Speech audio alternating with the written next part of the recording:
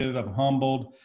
Uh, I love the Tennessee Chamber of Commerce and Industry. I've worked with you all for years and years. Actually, I was a board member years ago when I worked there in Nashville. So I applaud your organization.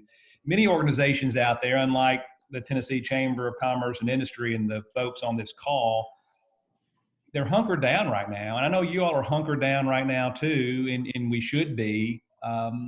But there are a lot of organizations out there that are sort of stagnant. And I understand, the first part of this COVID-19 Corona, I mean, it's still scary. I'm still scared. But at some point, and we'll talk about stress resistant people, at some point, you got to get back up. And that's the optimism. I think fear, I say got us into this. I'm not discounting the coronavirus. It's serious stuff. Fear got us into this. I think optimism is going to get us out of it. And prior to you all getting on, Carolyn and Susie and I got on about 9:30 to make sure all this works, which causes stress, make sure the screen's up, etc. We were laughing. We're having a great time. And when we talk about stress management, which was the third call, humor is a key attribute of folks like you and me who are stress resistant, not folks that don't have stress. We all have stress. We all have depression.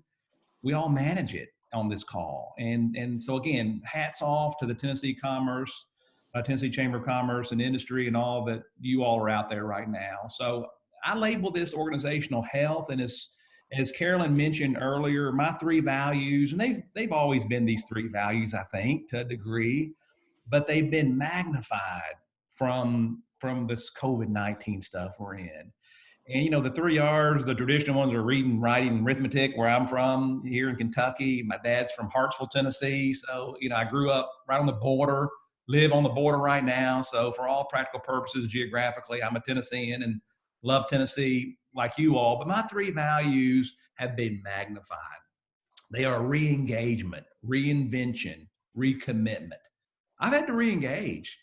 I think we all have. After this is all, when it all started, it's like at some point you gotta say, I gotta get back in there. So I've had to re-engage not only as a consultant, as a trainer, but as a husband, as a father, as a brother, as a community member, as a church member. Reinvention. I've had to reinvent how I do business. I should have been probably doing these Zoom calls and online training for years. I haven't. I got a little lazy, to tell you the truth. Success breeds a little bit of laziness, and we're all successful, and we've all been blessed. We wouldn't be on this call right now. I've had to reinvent how I do business, and I'm sure you all have too. Recommitment to what I do as a husband, as a father, as a community member, as a consultant. So those are my three R's. I'm sure they're yours too. Maybe I just sort of put this into maybe a little bit of a model. I love models. We're going to share a lot of them this morning. The title of this program, Under the Umbrella of Organizational Health, because what we do in our organization is we've got to make sure our organization is healthy, that our immune system and our organizations are very strong, financially, emotionally, from an employee standpoint, from our customers. So when these crises hit, we can recover from it. So it's all in the umbrella of organizational health. I call this program Leadership in Adversity, Maintaining That Traction, which the second program is on maintaining traction. And we'll talk about that in this series as well. I start every program off with an action plan. I'm a pretty responsible person, but if my name does not get on an action plan, the chances of it getting done are slim to none, and Slim just walked out my door right here. So my challenge to you this morning is write this down on a sheet of paper you have in front of you. The what, the me, the when. The what might be, hey, listen, this Coker guy talked about this book Traction. The what is, I'm going to order the book Traction. The me, obviously, is you. When is, I'm going to do it as soon as this call's over. I've got my personal action plan right here. As a result of talking to Susie and Carolyn this morning, I've got some action plans I want to do. You may have three of them this morning, individually, obviously, maybe as a father, as a wife, as a mother, as a grandparent, whatever. You might want to say, this is something I want to do with the kids. That's individually. With a team, you're part of a team out there. You may want to do some things with a team, and then the organization. So you may have three different action plans. So I'm going to talk about a bunch of books. I say I'm not a big reader. I've written 3 books. I tell people I'm an accidental writer. I was hired by a great leader and fired by a great manager. And had I not been fired from corporate America, I'd have never written a book. But I felt calling to write a book, a purpose to write a book. But I say I'm not a big reader. But during this last 45 days or so, I've read more darn books. I've pulled more books off the shelf. I'm looking at one right now, Getting to Yes on negotiation, because I'm going to be teaching a program on negotiation. I pulled that out. I had probably read the first 3 chapters. As a matter of fact, 85% of readers only read the first 3 chapters of a book because I get bored with them. I mean, my wife will tell you I'm ADHD. I mean, I'll get bored with them, but I've got to start pulling more of those books off the shelf, the ones that maybe are on your shelf right now. The book Traction, wonderful book. I'd never read that book. Buy that book. It is profound. It talks about the 6 components. And we're going to talk about some of those this morning. The book Start With Why by Simon Sinek. Wow. Simon Sinek, Google, your homework assignment is to Google Simon Sinek TED Talk. It is the #2 most downloadable TED Talk in the history of TED Talks. And what he did after that TED Talk, it became just viral.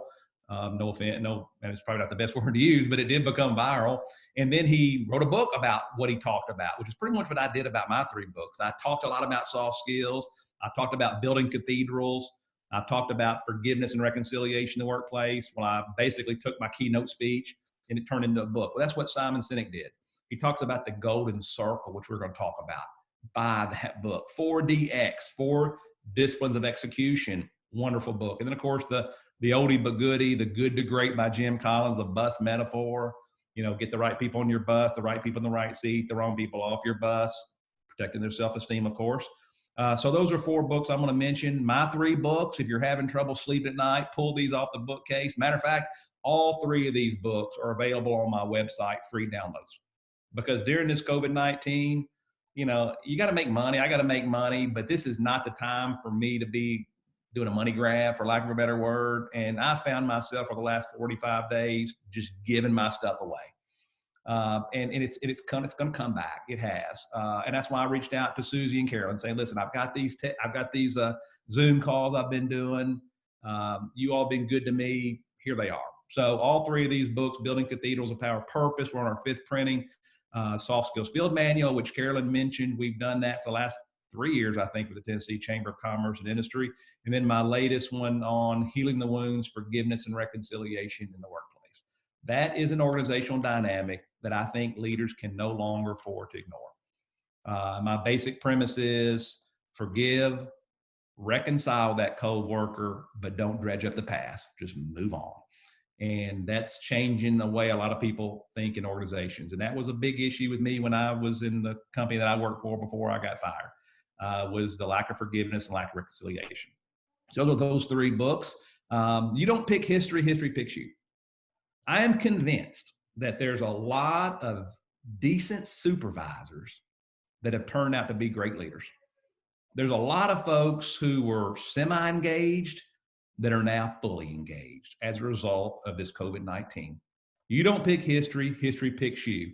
Most organizations are overmanaged and underled. Warren Bennis, the father of modern management, if you will, has said that 30 years ago. It's not management or leadership, it's management and leadership. We've got to manage our business. I work with a lot of banks. The Bankers Association is a big client of mine. And we had a Zoom call, this very call with them a couple, 3, 4 weeks ago. And the CEO of the association said, Greg, this first 30 days, we've been more of a navigator, more of a compass to our banks on how to get through these SBA loans. But moving forward, we're going to be more of a lighthouse. And what he's basically saying is we've been helping these banks manage, which they got to manage. But moving forward, we're going to have to lead. And they're leading now. The school systems, I work with a lot of school systems. They've been hunkered down trying to figure out how do we educate these kids at home? How do we get food to them? But moving forward, they're going to have to reinvent how they do business. And they are. I think, this is a personal opinion, gone are the days where they're going to be going to school 5 days a week.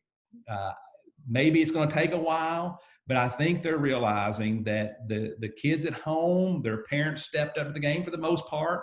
I've got a nephew is a senior in high school this year. He said, I worked harder in the last 3 months, gained more from it. But we've got to lead in addition to managing. It's management and leadership. As senior managers, especially during a crisis like we've been experiencing, most default to management, to our IQ, which we've got to. I'm not poo-pooing that. I mean, we've got to do it. To the neocortex of the brain, because that's logic. We've got to do that. That's logical. What's needed now, in my opinion, more than ever, is leadership. In addition to managing the business, of course, the emotional intelligence, the limbic part of our brain. And that's where we go into the golden circle that Simon Sinek talks about. What he basically says is that we tend to think more about what we do versus why we do it. And your customers are out there are more committed to the why than they are to the what. The what is important. You know, you're in an elevator. Well, maybe not now, but eventually we'll be 6 feet apart. You know, what do you do? Well, I'm a trainer. I'm a consultant. Well, okay. Why do you do it? Well, you know, if one or two people can be changed, if one or two people, as a result of my workshops, can leave being a better person, a better manager, a better leader, that makes their organization better places to work. Then their employees go home and they're better wives, they're better husbands, they're better moms and dads. That's why I do it. That's a lot more motivating than what I do. So Simon Sinek talks about there's the what, the how, and the why. And what he talks about is customer loyalty is more at the why, the limbic part of our brain. Why is emotional intelligence? What is more IQ, more logic? And his point is in that TED talk that you're going to Google, I'm sure, if you've not already seen it, is he talks about Martin Luther King. I have a dream. They were a lot more motivated by I have a dream than I have a plan. He had to have a plan too, but he had a dream. He talks about the Wright brothers. The Wright brothers graduated from high school, started a bicycle shop to fund their why.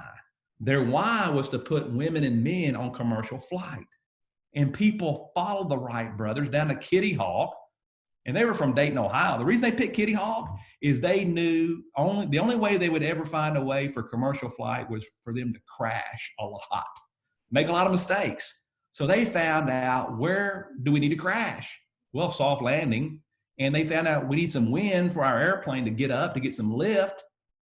Well, they talked to the meteorological folks and they found out Kitty Hawk, North Carolina, really windy and really sandy down there on the beach. That's why they went there. But people followed them. They gave their blood, sweat, and tears. For your employees to give you their blood, sweat, and tears, it's going to be because of why you do it versus what you do. And he talks about the how are your policies. So the why is the purpose. The how are your policies. The what is the employees out there, what they do every day. But he also talks about, this is not just psychology, this is neurology. He talks about the brain. There are two basic parts of the brain, the neocortex, which is logic, which is words, IQ, and the limbic, thoughts, emotions, feelings. And our folks out there are more motivated, are going to be more inspired, and want to come back to work even more juiced up based on the limbic, the why versus the what. We got to do the what, the how, and the why, but we've got to be cognizant as leaders of the limbic and the neocortex. Now, if you look at this right now, it looks like a target. But what Simon Sinek says, if you put it down on a floor, if you will, and look down at it, it looks like a megaphone. You know, the why hasn't changed. In fact, its need to be magnified has never been more important by, guess who? You're the megaphone. Then this is not a political presentation at all. I'm a social scientist. I study all types of leaders and people. And I'm convinced George W. Bush was a decent president before 9/11. He was a great president after 9/11. Again, this is not political. I'm just a social scientist. George Bush, he didn't pick history. History picked him. I mean, we didn't pick this COVID-19. You know, it picked us for, well, maybe I hope it didn't pick us, but guess what? It's happened. And we're the George Bush right there.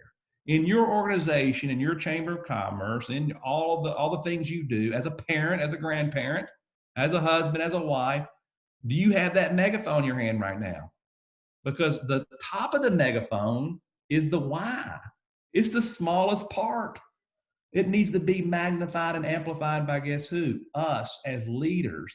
The middle part of that megaphone is the how. That's the policies that we've had to change, working from home. You know, people can't come in our offices. They got to do billing online or whatever. That's causing some stress for a lot of people out there. The what are our employees out there? The biggest part of the megaphone. The key question, are you that George W. Bush, for lack of a better word? Again, it's not political. I could use Obama, I could use Trump, I could use all political folks as the good, and some things are not doing so good. But the key is you are the top of that megaphone. The how in many of your organizations has changed. And this change is indeed causing stress. The what for many organizations out there has changed. And we've got distilleries here in Kentucky making hand sanitizers. I'm sure in Tennessee, we talked about Jack Daniels also. Factories producing masks. The Corvette plant about 15 minutes down from my house right now. You know, they were on lockdown. They're closed. They were making ventilators. I mean, the what has changed is causing stress out there. So what are your folks feeling out there right now? And there are some dynamics of change. There are some emotions of change. Now, if we were all together, and Carolyn, I know you've been your experiences when we did live workshops with me, I'd have everybody stand up and change 3 things, change 5 more things, change 5 more things. It caused a lot of stress. Then we sit everybody down and we debrief on these 7 dynamics of change. So not the same if we were together doing this actively, but I'm going to go over these 7 dynamics really quickly. Number 1, during change, like we're experiencing right now, people will feel awkward, ill at ease, and self-conscious during these changes. Now, how many out there have felt awkward, ill at ease, and self-conscious? We all have. It's okay to say that. See, as leaders, sometimes I think we feel like we've got to be, oh my gosh, I'm not feeling this. Well, it's okay to say, folks, I'm feeling awkward. I'm feeling ill at ease. I'm feeling self-conscious. It's not that we're not going to continue to do these things. We are, but guess what? I'm feeling it the same way too. It's okay. We can't beat people up of the way they feel. People will focus on what they have to give up versus what they have to gain. Now, I used to be in sales. And one thing that my sales manager at Genesco in Nashville, Tennessee always said, features, benefits, Greg. You got to sell features, benefits. And this is where we need to focus on features, benefits of what we're going through right now. Because they're naturally thinking about, well, I can't go into the office. I can't see my friends. Well, no, you can't. But guess what you can do? You can reinvent. You can look at all those books on your bookcase out there. Now you've got time to read them to get re-engaged. You spend more time with your family. You can go out there during a lunch break and ride your bike. I mean, how many out there have been exercising? My wife and I rode our bikes last night. I'd have never done that probably 3 months ago. I'm eating better. I'm taking care of my family more effectively. Number 2, people are going to focus on what they have to give up. You're going to have to sell features and benefits to them. Number 3, people will feel alone even though everyone else is going to the same changes. You know, misery loves company. And it's okay. You can't let it turn into a gripe session, but it's okay to get everybody in your team on a Zoom call and do nothing but listen. Hey, what's everybody feeling? Oh my God, I can't wait to get back to work. Hey, I'm feeling the same way too. Oh my, again, that's healthy because people feel isolated, especially now. They feel that way in your different divisions. And if some are in Knoxville, some in Nashville, some are in Johnson City, well, guess what? They feel isolated already. Now they really feel isolated. Number 4, people can only handle so much change. An elephant can be eaten one bite at a time. And when I talk about changes, instead of telling everybody 15 things we're going to do as a result of this COVID-19, we're going to do 3 things. Now, the 15 fall into these 3 categories, but we've got to sort of break the change down because people are starting to get overwhelmed. People are at different readiness levels for change. I'm coping pretty well through this. I like change. I'm ADHD. I mean, I'm all over the place. Other people are not. I've had people sitting there going, Greg, this is tough on me. I was fine for the first 3 or 4 weeks now. And they're talking about, on Facebook, I got friends that are posting things about drinking, that if you're not careful, those folks that are really vulnerable for alcoholism are starting to maybe be tempted a little bit more. That's all that change going on. We've got to help them to put that into groups of 3. And people are at different readiness levels. Some people are more vulnerable for it. So the next one there, people will be concerned they don't have enough resources. That's where we've got to think outside the 9 dots. And on the piece of paper you have in front of you, I know Carolyn's sitting there going, oh my gosh, I've heard this 3 times with Greg Coker, and Carolyn, do it, because I guarantee you forgot how to do it. I know I have. I would have forgotten to do it if I don't have to do it right here in front of. Put 9 dots on a sheet of paper in front of you. Connect all 9 dots using just 4 straight lines without lifting your pen or pencil or without retracing any of the lines. So this is a good one for your kids out there. I mean, connect all 9 dots using just 4 straight lines without lifting your pen or pencil or without retracing the lines. The only way you can be effective at doing that is, guess what? Go outside the 9 dots. And speaking of kids out there, these school systems, are they thinking outside the 9 dots? Oh my gosh, yeah. I mean, they're feeding our kids out there. They're going to the kids' houses. I've got a friend that posted on Facebook a couple of 6 weeks ago. She was actually in one of the local newspapers, and she had her hand up against the glass, and the little kid in 3rd grade had his hand up against the glass with her. They weren't touching each other, but that's love. That's out of the box. And our companies out there, what you as a leader is, we've got to, now guess what? There's some things we never compromise. There's certain things you never get outside the 9 dots. We will not compromise the educational rigor in our school systems. That's inside the 9 dots. But guess what? Maybe we can use our bus drivers to go out there and deliver some food. That's outside the 9 dots. And as leaders, we've got to help our folks be creative and think outside those 9 dots. And then lastly, but not leastly, number 7, if you take the pressure off, people will revert to their old behavior. If you take the pressure off, I'm going to go back to the old ways. There are certain old ways I want to go back to. But I do work with an organization, Caterpillar, and I interviewed a bunch of employees with Caterpillar, and they say, we have never communicated more effectively. And our employees are telling us, oh my gosh, you're giving us more information than we've ever had. We love it. My fear is, this is me quoting them, my fear is once we go back to the new normal, we will stop communicating as effectively. And that's exactly what they're talking about. What I would suggest you do right now is have your employees list all the great things that they've learned from this. And then make sure we take that back moving forward. As leaders, we need to understand and appreciate and adapt our leadership approach based on the needs of our key stakeholders, our employees, our members of our Chamber of Commerce and Industry, our customers, our family members. Again, we need to understand, appreciate, and adapt our approach based on the needs of other people. And this is one of my favorite leadership models. It's called social styles. It's a communication model. It's a personality profile, if you will.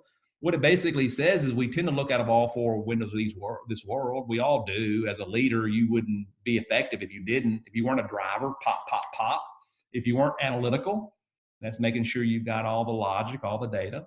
If you weren't a little bit expressive, I'm a real expressive, but you've got to be a little bit expressive to be able to say, let's get this exciting stuff, folks. We need to get busy this week. And then you've got the aimable. That's, how do you feel? What do you think?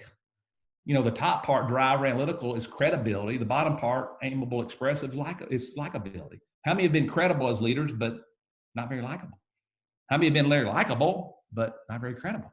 You got to be both of them. But guess what? Our employees are all 4 of these. You've got to pop, pop, pop.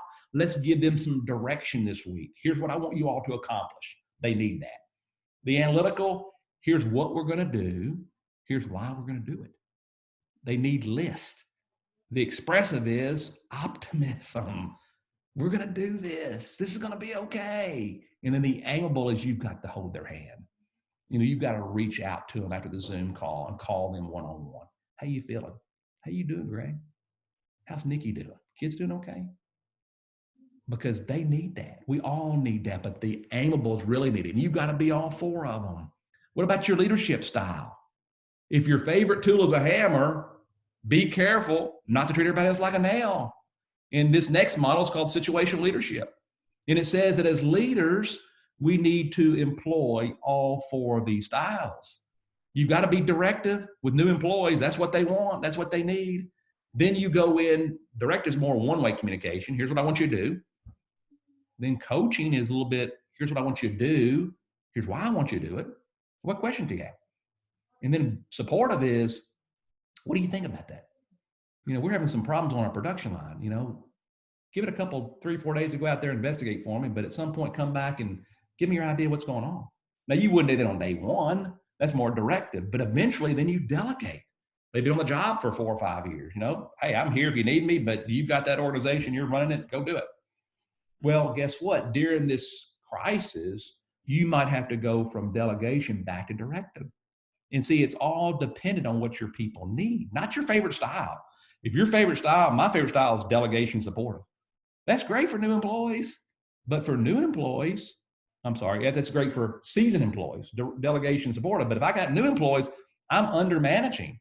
Well, guess what? If my favorite style is more delegation, and all of a sudden this COVID-19 strikes and they're working from home and I'm not communicating as much because they're seasoned employees. Susie and Carolyn they're top notch. They know what they're going to do. Well, guess what? During this COVID-19, I need to reach out to them. I need to reach out to Greg and folks like you, because we all go through different styles. And as leaders, we need to employ those styles. What about stress management? Now, I'm not going to get into a lot of it today. This is number 3, and please join us for this one. Have your husband and your wife come and have your kids come in and join it when we do this third one, because guess what? There's some stress going on out there. And we've studied stress. Plato and Aristotle stated, and what they call folks like you and me are well-ordered souls. People like you and me that go through stress, but guess what? We manage stress. So what are the characteristics of stress-resistant people? Again, this is just a teaser. We're going to get deep into it on the third Zoom call. Number 1 is they take personal control. They take personal control. They're internally focused on that control. At some point, I got to pick myself up by the bootstrap and move on. After I got fired from corporate America, I cried. I mean, I still cry about it every once in a while, but at some point, I had to take personal control. And that's what we do during stress. Second one is task involvement, purpose-driven. You got to have a purpose. You got to have a why. You got to have a cathedral that you've heard me talk about. Number 3, wise lifestyle choices. And folks that get out there and walk, you got to take care of you. My wife's a flight attendant, and she's a former nurse also, but as a flight attendant, I've flown with her and I fly with other people. You have too. What does the flight attendant say when he stands up in front of folks, when she stands up in front of folks? In the unlikely event there's a decrease in cabin pressure, the mask is going to fall. Who do you put the mask on first? You. But guess what? As leaders, we're putting it on everybody else, which is awesome. And that's part of being a servant leader. You got to take care of you. If you can't take care of you, you can't take care of your people. If you can't take care of yourself as a wife, you can't take care of your husband or your kids, or a husband to your wife and your kids or your employees out there. We've got to make those wise lifestyle choices. The fourth one is social support. And this is tough. My mom's almost 80 years old. She lived for McDonald's on Monday morning. She lived for Hardee's on Tuesday. She's living for Friday night lights on the town square to dance. And they're not going to have it this year. And that social support is causing some stress. But guess what? We've introduced my mom to Zoom, and we had happy hour last Friday night. And it was awkward at first trying to get her to get on there. And she was huffing and puffing. I can't remember that. But finally, she was laughing like all of us. We've got to think outside those 9 dots because we need that social support. Sense of humor. Like I mentioned, Carolyn and Susie and I were talking on the here. We're talking about dogs and cats and kids. And guess what? That's fun. That endorphin was released this morning talking to Susie and Carolyn, talking to you right now. And that's what we need. We need to laugh more. What about a comedy night? I mean, my wife and I watched Strikes the other night. We watched Caddyshack. I mean, it was fun. We were laughing. Those are endorphins that are released. Religious values. This is not a religious presentation. Dartmouth, Harvard, MIT have all done studies. People are praying, they're sick less often. Those go to church, get to the hospital quicker. It's that doing to others. And then lastly, but not leastly, is optimism. Fear got us into this, and optimism is going to get us out of that. And those are the 7 characteristics that I hope you join us for the third call, so we're going to get a little bit deeper into it. So I'm going to shut up now and let you all talk. Hopefully you've had some questions, and this is the participation part of the workshop, and you learn more from each other than you're going to learn from me. Hopefully you've got your action plan that we talked about. You've written down maybe some books to pick up. We want to hear about those because, again, you'll learn more from each other than you're going to learn from me. So I'm going to open it up, Carolyn, and let's just sort of tie it together as a debrief, and we've hopefully got plenty of time, and then we'll get ready to talk about maintaining traction in the next Zoom call. So again, thank you all very much, and Carolyn, I'll just open up to everybody else. Awesome. Thank you, Greg. I've got a couple questions, and then if anyone has a question, I'll unmute everyone here in just a second, or you can also send them in the chat if you'd prefer. Susie and I can read those out loud. Greg, I really liked what you said about, currently, whether it's delegation or directive, kind of being dependent on what your people or your staff needs right now. How do you think, what might be some tips that employers can help better identify which type that their employees need right now? It's a great question. Ask them, or maybe not even ask them as much as just make sure you're following those. From a directive standpoint, every Monday morning, starting the week is basically give them that direction of saying, here's what we need to accomplish this week. That's direction. And you may say, well, Greg Coker's been with us for 20 years and he's a self-directed. I still need it. I still want that direction. And my wife is no longer a practicing nurse, and she's now a flight attendant, which used to be a flight attendant, Susie, like you were years ago. And my wife was years ago a flight attendant. She started doing it again 5 years ago. The reason she loves being a flight attendant is because of direction. You've got a manual. It tells you everything to do. She likes that direction. Nursing, they just threw the wolves. There was 5 nurses on the floor. There should have been 10. It stressed her out. So she needs direction. I need direction, certainly. So on Monday morning, make sure you're being directed. Eventually move into that more coaching. Here's what we're going to do. What questions does everybody have? Then the support. Maybe Tuesday or Wednesday, you're reaching out there and sitting there going, how's everybody doing? What's everybody think? And then delegate. You're obviously on Tuesday, Wednesday, so you're out of the picture for a little bit. Follow back up on Thursday. Follow back up on Friday. Make sure, and you've just got to self-identify. But great question. I never really thought about using situational leadership during the week during COVID-19, but you could almost say during the week of COVID-19, I need to make sure I'm directive, I'm a coach, I'm supportive, and I delegate. But guess what? You're going to have to go back throughout the week based on the needs of your employees. And ask your employees, hey, folks, here's what I'm trying to do. How am I doing? Do you need more direction? Do you need less? Do you need more coaching? Call me, etc. Great question. Other questions out there? Awesome. Yeah, thank you, Greg. We just got one from Kelly in Rutherford County. She asked, what about dealing with the unknown and the timing of opening back up? Right now we can plan, but everything changes daily. And that obviously causes some frustration and is stress as well. So any response on that, Greg? Well, great question from the borough out there. Just name the behavior and say, folks, I don't know. I mean, it's up there. It's, again, as leaders, I know I've fallen guilty of that is we want, I know what I want. I want to be strong and project this. I'm a leader. You promoted me. I'm in this position in the company. And well, that's awesome. I'm vulnerable too. I'm afraid also. I don't know. I mean, so maybe a little, that self-disclosure is in there going, I don't know. In certain folks, those styles, the driver, the analytical, the expressive, the amiable, need more direction and want more. Maybe the amiable would like to have analytical. The analytical wants 1 through 17. How are we going to do this when we get back? Well, I'm sorry, analytical. We don't have a playbook for this one. Without calling that analytical out, but maybe calling her or him on the side and saying, Greg, God bless you. You keep us in business. You're so methodical. I appreciate you so much. Period. We're not going to have 1 through 17 right now, and I need for you to work with me on this one, maybe. Great question. I don't know totally, but that's my first gut reaction to it.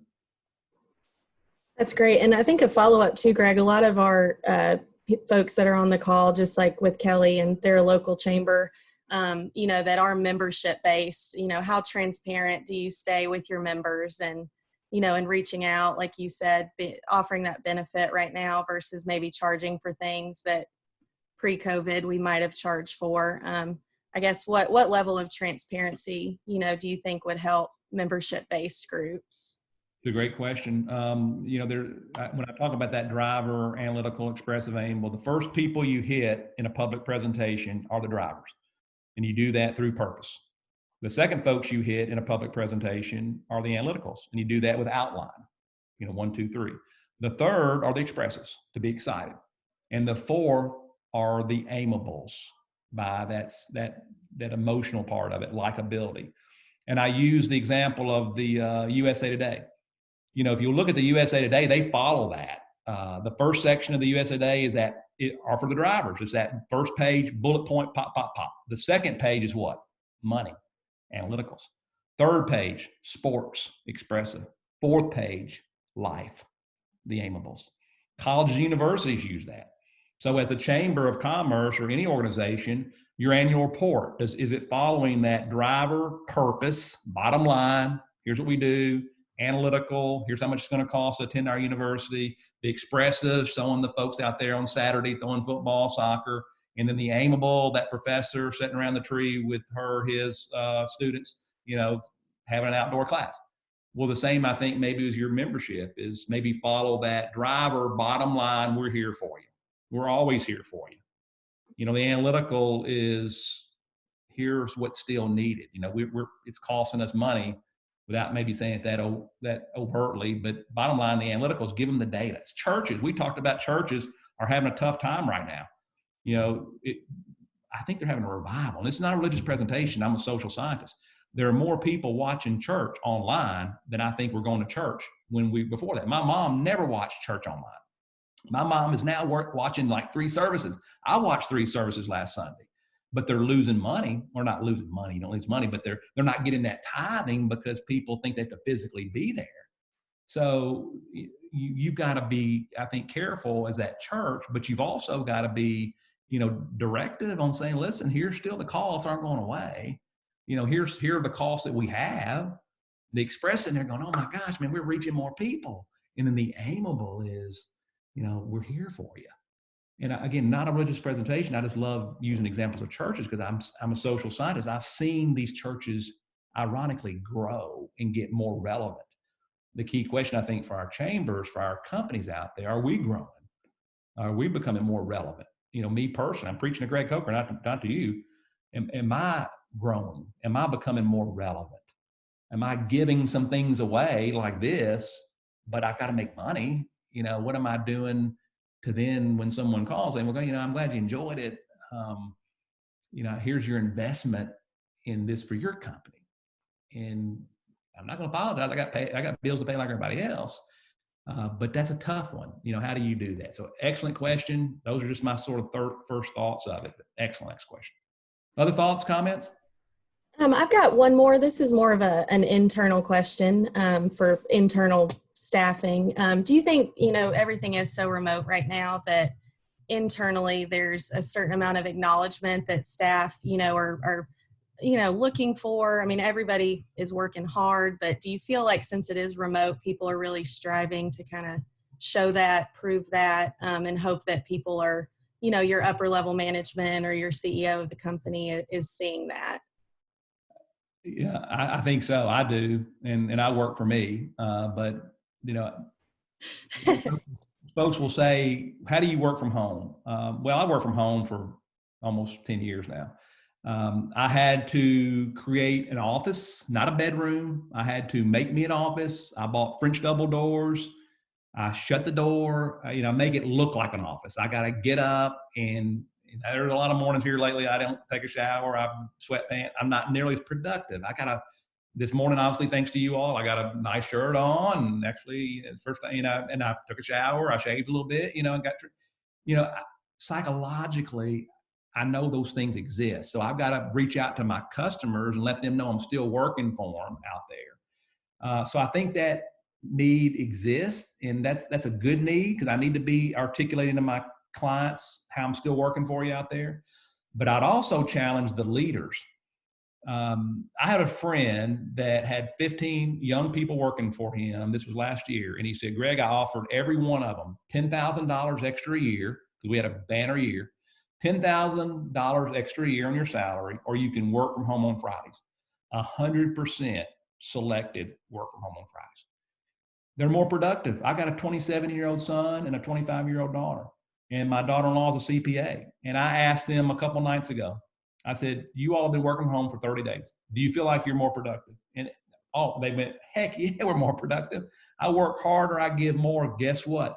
These leaders out there, especially I won't say old leaders like me, I'm 55 years old, but and I'm preaching to Greg Coker. Greg Coker, you better be thinking about how you reinvent your company. You better, and I had a friend of mine, Marshall Goldsmith, who's a world-renowned coach, made it big from Louisville, Kentucky, now Wall Street Journal. Google Marshall Goldsmith. Marshall Goldsmith was on a podcast, and I heard him 6 months to a year ago. He said, how do you know if you can trust your employees? And everybody's like, ah. He goes, trust them. Trust them. Because you're going to know pretty quickly if you can't trust them. And I ask a rhetorical question out there right now. How many of you all know your employees are working twice as hard as they were when they were in traditional offices?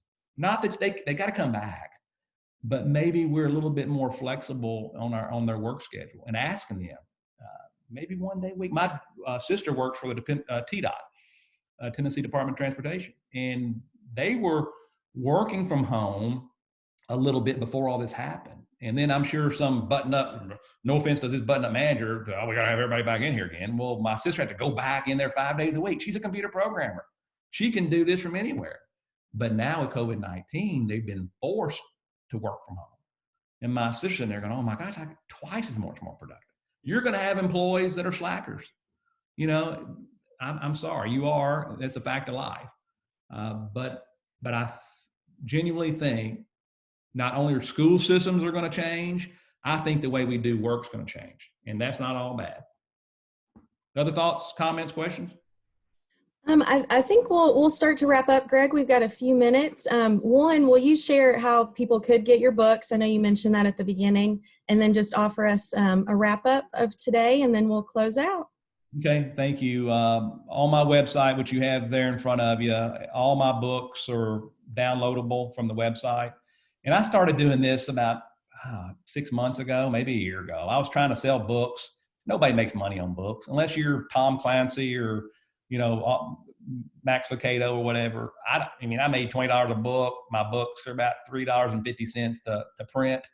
It was good walking around money at a workshop. But the more I thought about it, I thought, if one or two people are not buying my book, and I got a couple things that I might be able to share with them that makes them a better manager, a better leader, a better husband, a better wife, whatever.